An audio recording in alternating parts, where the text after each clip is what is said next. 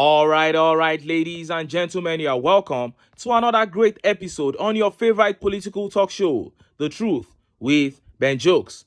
Now, I always tell us here that the political class as it is only looks powerful because Nigerians have refused to stand up to them.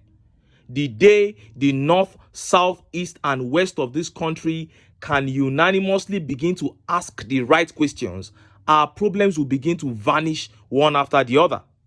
Yesterday, a mammoth crowd in Ibadan hit the streets calling out TINUBU's failure and saying they wanted him out of office.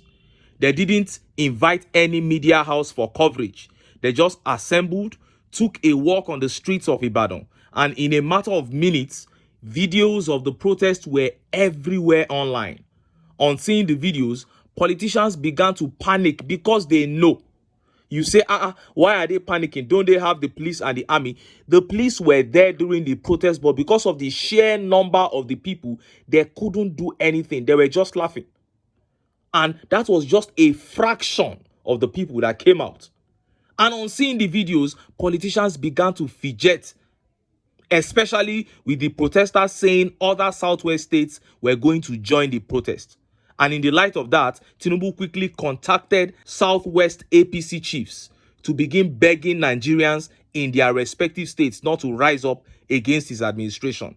But, of course, you know the APC chiefs had nothing meaningful to say to the people because you cannot make sense trying to defend this government. And so, APC chiefs in OSUN state gathered journalists and began pulling promises and hope out of thin air in order to stop the people of OSUN State from rising up against the government. Before I show you what they said and how Nigerians reacted, let me quickly show you this video that further buttresses my point. After the people of Ibadan, Oyo State, trooped out yesterday in that massive TINUBU must go protest, TINUBU quickly sent the Minister of Power, Adelabu, to Oyo State to go and share 10,000 pieces of 25 kg bag of rice because they have no other ideas than to shut the people up by sharing food and money. See the video.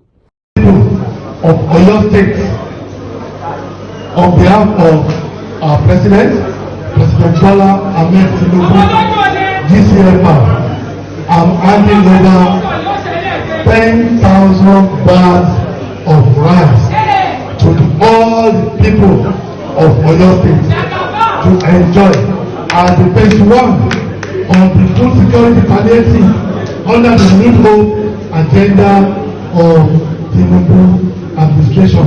May God help us. Amen. Thank you.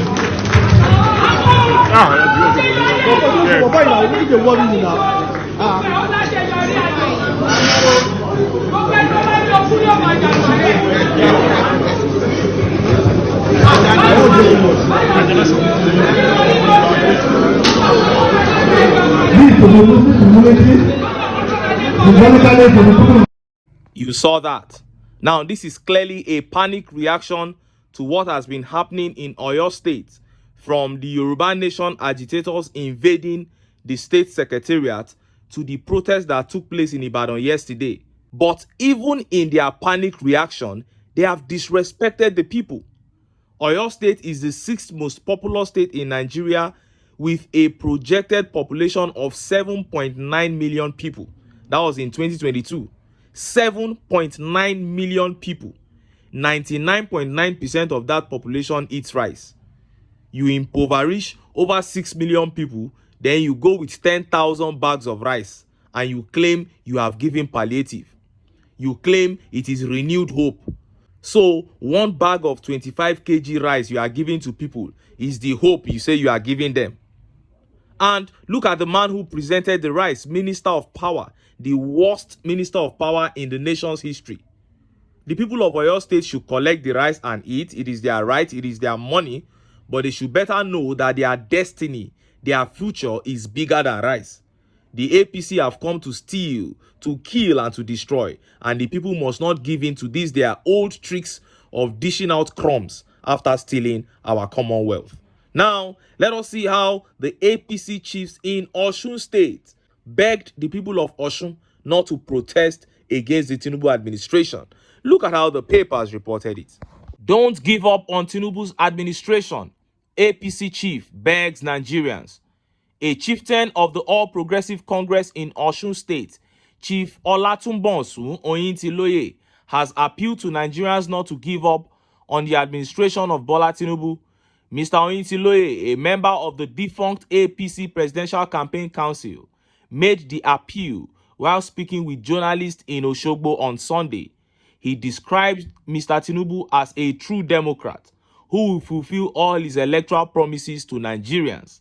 Mr. Oyintiloye, a former lawmaker, said that the various economic policies by Tinubu, such as fuel subsidy removal, unification of the naira, among others, which look like pain, were the foundation upon which a prosperous Nigeria would be built.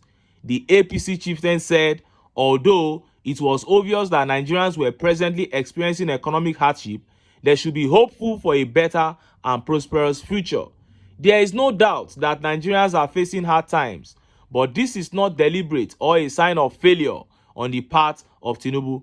For us to enjoy a prosperous Nigeria, we must be ready to sacrifice a little, and that is what is currently happening. Mr. Tinubu meant well for Nigerians. He will not gain anything by deliberately inflicting pains on Nigerians. All the economic policies put in place by Tinubu that look like pain are actually meant to strengthen our economy. Don't give up on him. He will do better and he will continue to improve on the welfare of Nigerians, he said. According to Mr. Oyintiloye, Mr. Tinubu inherited a bad economy when he came to power. Fixing it for the overall benefit of Nigerians requires patience. Now, that was a desperate plea by Mr. Oyintiloye, an APC chief from Osun State, who is trying to stop the people of Osogbo, Osun State, from rising up against the Tinubu administration the way the people of Ibadan, Oyo State, have done. And I don't blame this man much. He has been paid to lie to the people, and he is doing his job. He's a family man. He needs money. It is anyone who believes him that I will blame, because how long would you continue to be stupid? And look at how Nigerians reacted. Look at some of the tweet reactions. This tweet by Omo Iya Teacher says, Tinubu's APC knows they are lying. They know Nigerians know they are lying, but they are still lying. And Nigerians are being urged to still believe all their lies. Who is to blame? That is it. You blame the people because they are sitting in high places, they are enjoying themselves, and they are lying to make sure that they continue enjoying themselves. So the people who are pained should be the ones to say, no, we can't take this no more. And Sani Olabamidele says, Tinubu just wants to tax as usual, the same way he enriched himself from Lagosians, introducing many forms of taxes, including Agbero tax, just to enrich himself. Oh! And this tweet by Ibrahim says, he stole wetin no belong to him. Now he can't operate the machine smoothly. Why should we bear with him? Oh!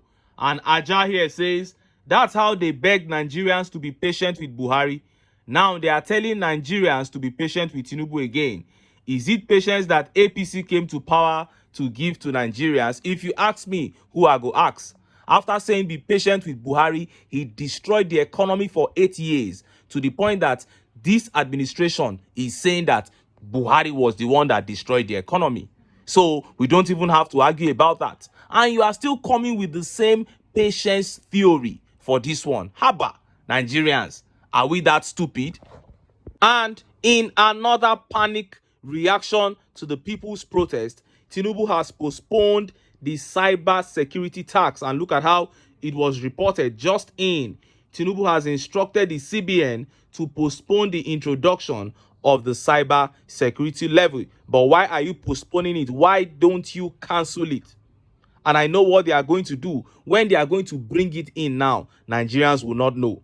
But the only positive to take from here is that when the people react unanimously, the political class will fear. And look at how Nigerians reacted. Look at some of the tweet reactions. This tweet by Queen B says, postpone the evil days. Tinubu is indeed a plague and a pain in the neck for Nigerian people. An avoidable disaster. That is it. And Sim says, why postpone instead of cancelling?